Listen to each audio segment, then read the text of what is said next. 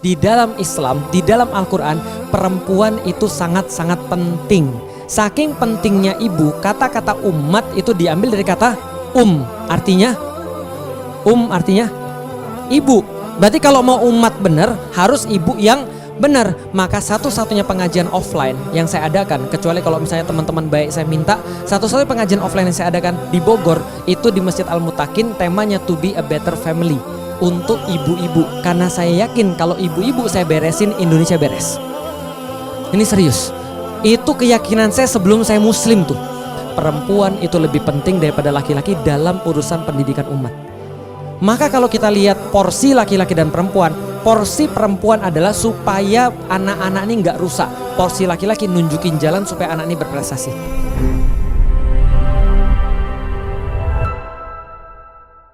Bismillahirrahmanirrahim. Assalamualaikum Ustadz, izin bertanya. Dari tadi kan kita sudah membahas tentang masa kecilnya Muhammad Al-Fatih gitu ya, dididik oleh guru yang dipilihkan oleh ayahnya. Ya. Nah, izin bertanya, kalau peran ibu dari Muhammad Al-Fatih itu seperti apa? Cara didiknya dari ibunda Muhammad Al-Fatih itu seperti apa? Karena kan yang kita tahu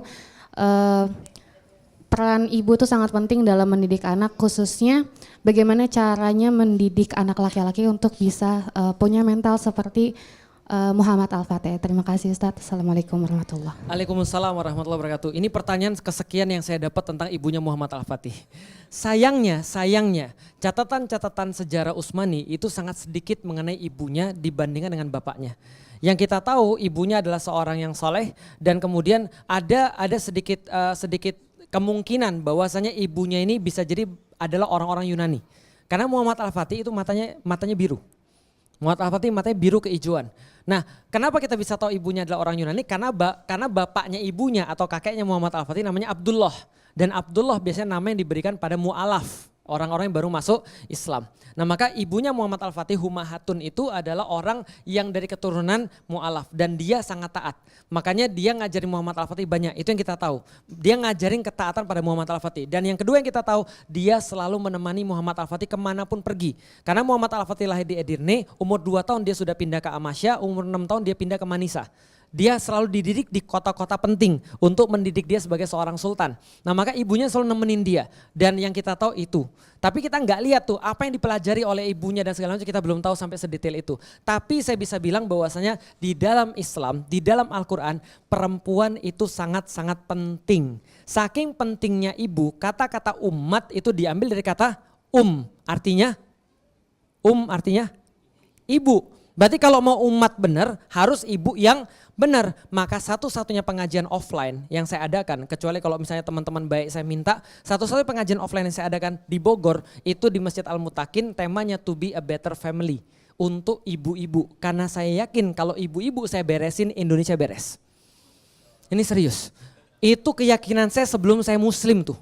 Kata bapak saya bukan muslim juga sih, ini bukan dalil ya, tapi bapak saya bilang begini, Lik, kalau mau benahi Indonesia ada 3 yang harus kamu benahi. 1, orang muslim, karena orang muslim paling banyak. 2, orang Jawa, karena Indonesia tuh karakteristiknya orang Jawa. Yang ketiga, perempuan, karena perempuan paling banyak. Nah, kalau saya mau dibenahin 3 itu, muslim, Jawa, dan perempuan. Dan perempuan ini penting banget. Kenapa perempuan itu penting? Coba lihat teman-teman sekalian, lihat ya. Kalau saya punya duit sekarang, dan kalau saya jahat, yang saya rusak perempuan atau laki-laki? Kalau saya jahat nih, perempuan atau laki-laki? Jelas perempuan lah yang harus rusak. Kalau Mas Dimas nih, saya mau rusak Mas Dimas, Mas yuk kita pergi clubbing Mas, yuk Mas kita pergi ke Pijat Plus Mas, yuk kita nonton film-film Mas, yang kayak gitu-gitu Mas. Kalau misalnya saya bisa rusak Mas Dimas, yang rusak cuma 1, bisa dipahami? Tapi kalau saya rusak perempuan, yang rusak minimal 3. 1, yang rusak adalah dia sendiri. 2, suaminya pasti rusak. Yang ketiga, anak-anaknya juga rusak. Betul begitu? Lihat rumah. Rumah itu dalam bahasa Arab maskanah. Maskanah itu asal katanya sama dengan kata sakinah. Artinya maskanah adalah tempat sakinah. Sakinah itu dibebankan pada laki-laki atau perempuan yang lebih banyak?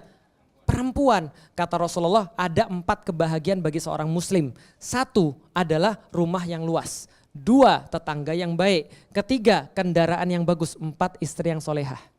Tapi kalaupun nggak empat-empatnya nggak bisa, 1 minimal. Apa yang 1? Perempuan yang soleh. Karena perempuan yang soleh itulah tetangga yang baik. Solehah. Itulah tetangga yang baik. Itulah juga adalah rumah yang nyaman. Kendaraan enggak ya, gitu kan ya. Dan juga adalah sakinah itu tadi bisa difahami. Contoh, di rumah nih. Kalau ada hati yang mesti dijaga di rumah, mendingan jaga hati laki-laki atau jaga hati perempuan? Kenapa? Betul. Saya sudah tahu kalau bapak saya pulang dari kantor dan dia kesel, paling cuma dia sendiri yang kesel. Paling dia marah-marah. Paham nggak? Coba kalau ibu yang kesel. Kalau ibu yang kesel itu di rumah tidak boleh ada yang bahagia. Paham? Paham nggak maksud saya? Kalau ibu kita udah kesel tuh, jangan antum kelihatan bahagia. Jangan antum kelihatan lagi slow gitu, jangan. Pokoknya harus ada kerjaan antum. Ya nyuci lah atau apa, nyapu gitu. Atau belajar gitu. Karena kalau tidak Anda pasti diomelin, paham maksudnya? Karena kalau Anda idle itu pasti masalah tuh Anda. Itu buktinya kalau ibu kita rusak itu kan ya, itu semua rusak itu rumah. Tapi kalau ibu kita baik, yang baik semua. Oke, satu lagi dalilnya, lihat ya. Ini dalam Al-Quran dan saya yakin orang-orang muslim semua belajar tentang ini dan termasuk ibu-ibu di zaman Muhammad Al-Fatih. Buktinya anaknya baik, lihat ya. Kita para ustadz pernah diskusi. Kan ini kan lagi rame Yahudi nih, lagi rame Israel nih, Zionis. Pertanyaannya, Zionis itu kerjaannya apa sih sebenarnya? Kerusakan apa yang mereka buat? Apa yang mereka buat? Ada yang tahu? Di dalam Al-Quran surat Al-Baqarah 205 dikatakan bahwasanya orang-orang munafik itu, termasuk orang-orang Zionis itu, mereka cuma merusak 2. 1, mereka merusak liyuhlikal hartha wan nasl. Liyuhlikal hartha wan nasl. Al-Baqarah 205. Coba baca. Posisinya mana Ustaz? Tengah. Karena HP saya tengah semua. Mohon maaf bukan Adi Hidayat ya. Jadi liyulikal hartha wan nasl, merusak 2, hartha wan nasl. Hartha itu apa? Harth itu ada artinya ladang pertanaman. Ladang pertanaman. Nasl itu kalau di dalam terjemahan bahasa Indonesia adalah binatang ternak. Binatang ternak. Nasl itu binatang ternak. Tapi itulah parahnya bahasa Indonesia. Bukan apa ya? Bukan jelekin bahasa, bukan. Tapi gini, bahasa Indonesia tuh dikit sekali vocabulary-nya. Jadi nggak bisa translate dengan benar. Buktinya apa? Nih saya kasih tahu. Yang orang Jawa katakan orang Jawa. Oke, artikan bahasa Indonesia grundel. Ayo loh. Apa bahasa Indonesia grundel?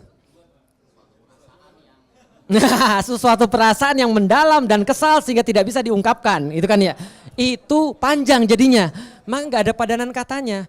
Gitu kan ya. Itu adalah bahasa Indonesia dengan bahasa Jawa. Bahasa Sunda lebih banyak daripada bahasa Indonesia kosakatanya. Artinya apa? Nih lihat ya. Nasal, kalau Anda ketik an-nasal dalam bahasa Arab, Anda translate ke bahasa Inggris, nanti Anda akan dapat offspring. Offspring artinya adalah apa? Keturunan. Keturunan tapi lebih dekat kepada bibit. Offspring itu adalah artinya apa? Genetik. Itu offspring. Artinya apa? Merusak harth wan nasl. Kerjaan mereka. Harth wan nasl. Harth adalah ladang pertanaman. Nasl bisa dikatakan bibit tanamannya. Pertanyaannya, yang dimaksud dengan harth itu siapa? Lihat di dalam Al-Quran. Nisa ukum harthulakum. Perempuan-perempuan itu seperti ladang pertanaman bagi kalian. Sedangkan laki-laki seperti petani yang bawa bibit. Sekarang saya mau nanya, penting mana? Ladang atau bibit? Ladang atau bibit yang paling penting? Ladang atau bibit? Dengerin ya, saya S1 pertanian, jadi Anda bisa percaya banget pada saya dalam bidang ini. Yang lebih penting adalah ladang pertanaman, baru bibit. Buktinya apa? Anda datang dengan bibit yang terbaik. Ya, lalu kemudian Anda tanam bibit terbaik itu di pasir, tumbuh nggak? Tumbuh, kecambah doang. Setelah itu layu dia mati, gitu kan ya. Tapi kalau Anda tanam bibit biasa-biasa aja, tapi ladang pertanamannya bagus, maka dia akan tumbuh bagus, berkembang dan berbuah. Berarti harth itu lebih duluan disebut daripada nasal. Artinya apa? Perempuan itu lebih penting daripada laki-laki dalam urusan pendidikan umat. Maka kalau kita lihat porsi laki-laki dan perempuan, porsi perempuan adalah supaya anak-anak ini nggak rusak. Porsi laki-laki nunjukin jalan supaya anak ini berprestasi. Jelas ya, itu porsinya dalam rumah tangga. Istri adalah sebuah eksekutor harian, laki-laki memberikan gambaran besar. Itu tugasnya di dalam Islam. Harth wan nasal. Nah, tugasnya orang Yahudi merusak dua itu, laki-laki dan perempuan. Dengan cara apa? Menjadikan laki-laki tidak kayak laki-laki dan perempuan tidak kayak perempuan. Bukankah ini yang kita lihat sekarang? Laki-laki bentuknya nggak kayak laki-laki, perbuatannya nggak kayak laki-laki, maka nggak mau tanggung jawab, nggak mau kemudian untuk susah, maunya enak, maunya happy. Lalu kemudian dia pergi ke rumah dia bilang urus nih anakmu nih. Padahal itu laki-laki. Enggak. Di dalam Islam, orang-orang Turki berkata jihad yang sebenarnya adalah membuka pintu rumah. Paham ya maksudnya? Jadi mereka baru pergi dari jihad tuh. Mereka pulang rumah, inilah jihad yang sebenarnya. Kenapa? Karena dia berada dalam pertempuran yang tidak mungkin dia menangkan. Gitu kan. Enggak, maksudnya adalah gini. Karena tugas aslinya laki-laki itu justru di dalam rumah. Lihat ya, laki-laki keluar rumah untuk nyari nafkah, betul? Tapi apakah tugas utama laki-laki itu nyari nafkah? Enggak. Tugas utama laki-laki apa? Baca Al-Quran. Tugas utama laki-laki mendidik dan menjaga keluarganya agar terjauhkan dari api neraka. Betul? Sudah zuhur ya? Cepet banget ya? 5 menit boleh? Oke, nah menjauhkan keluarganya daripada api neraka. Itu tugas yang sebenarnya, bukan ngasih makan. Ngasih makan itu hanyalah cara supaya dia bisa didik, supaya anak-anaknya soleh dan solehah. Bisa difahami? Berarti parenting Islam adalah bukan apa yang dia lakukan di luar, tapi apa yang dia lakukan di dalam. Maka di dalam Islam, tugas orang laki-laki justru ketika dia buka pintu rumah. Loh terus ketika dia lagi kerja ngapain? Itu lagi liburan. Paham ya? Itu mindsetnya begitu. Saya tuh mindsetnya gitu, Senin sampai Jumat itu liburan. Sabtu, Ahad baru kerja, baru dakwah. Itu kerjaan saya, dakwah itu. Sedangkan Senin sampai Jumat cuma nyari duit aja, paham ya? Jadi sehingga kalau kita pergi kerja, nyari nafkah ataupun ngapain aja, itu kita lagi ngapain? Melakukan tugas sampingan. Karena tugas utamanya adalah didik anak. Berarti pas kita masuk ke rumah, seorang bapak akan berpikir, inilah tugas utama saya. Bisa difahami sampai di sini? Berarti jagalah stamina Anda tetap prima sampai Anda ke rumah. Itulah kenapa Rasul katakan, begitu laki-laki pulang ke rumah, mbok ya mandi dulu. Supaya apa? Fresh dalam menjalankan tugas utamanya, yaitu adalah mendidik anak. Bisa difahami sampai di sini? Nah, jadi kita nggak tahu seperti apa perempuan khususnya ibunya Muhammad Al-Fatih. Yang kita tahu contoh daripada Rasulullah Shallallahu Alaihi Wasallam dalam memberikan sebuah kepentingan tentang perempuan dalam mendidik anak. Satu lagi yang saya lupa, tahu ulul asmi? Ulul asmi tahu? Itu tentang perempuan. Ada 5. Nimim. N yang pertama Nuh, Ibrahim, Musa, Isa, Muhammad. Oke ya, ada 5. 5-5-nya bercerita tentang perempuan-perempuan hebat yang ada di samping mereka. Maka ulul asmi itu berikut perempuan-perempuannya. Tapi yang gak enak yang pertama nih, Nuh itu gak enak. Yang selanjutnya itu perempuan-perempuan terbaik semua. Ibrahim, ada siapa di situ? Ada Bunda Hajar. Lalu kemudian Musa, ada siapa di situ? Ada ibunya. Cerita Musa diawali dengan ibunya. Yang kemudian hatinya kosong, galau, tingkat berat. Karena dia harus menghempaskan anaknya di sungai. Sementara kita tahu, pertanyaan saya sederhana, mendingan anak itu mati di depan mata kita atau anak itu kita nggak tahu keberadaannya? Yang lebih parah yang mana? Orang yang benar-benaran sudah nolak atau yang ghosting? Yang mana yang parah? Karena ghosting itu kita nggak tahu, kita digantung. Dia ngomong mau juga enggak juga enggak. Tahu nggak maksudnya? Orang-orang yang berada dalam ketidakpastian itu lebih menderita daripada dia tahu pasti anaknya mati. Bisa dipahami ya, itu ibunya Musa, maka ibunya Musa ikhlas pada Allah. Karena yakin dengan Allah, maka anaknya nanti dikatakan wa kana mukhlasan. Nabi Musa itu adalah nabi yang sangat ikhlas, karena ada ibunya, ibu Umi Musa di dalam Al-Quran. Yang ketiga, Nabi